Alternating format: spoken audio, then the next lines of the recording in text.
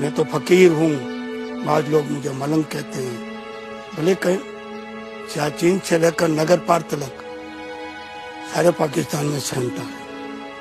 न जात पात न मजहब, सिर्फ इंसान इंसान को। मैं हूँ अब्दुल सत्तार ऐदी, मैं हूँ पाकिस्तान। तो मेरे को ये था मेरी शादी हो जाएगी, सब लड़कियां तो तलाक लेके इधर काम करने आती हैं, तो मैं भी आ जाऊंगी। बनी तो बनी, नहीं तो अब्दुल गनी। शुरुआत थी ना इनकी, तो ये बर्तन धोने जाते थे शादियों में, ये न दूध बेचते थे, अखबार बेचते थे। इनको लगन और जुस्तजू थी, बस मैं कुछ काम करूंगा, मैं कुछ काम करके दिखाऊंगा, मुझे आगे बढ़ना है, मुझे कुछ काम करना है।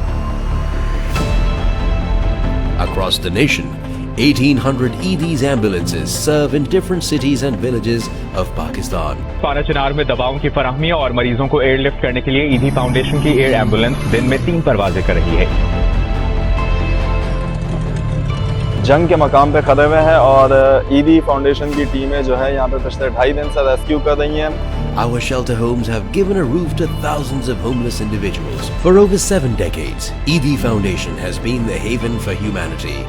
Made possible only because of your support. Nearly 20,000 newborn babies have been given to childless married couples from the ED Adoption Center. Our shelter homes offering shelter, warmth, and a sense of belonging to those in need. Thousands of patients have been treated with the best care at Bilqis ED Hospital. Over 1 million departed souls find solace and dignity in our cold storage final resting place at the ED Graveyard. ED Technical Institute has been established, offering various types of courses to the youth. ED's Animal Shelter.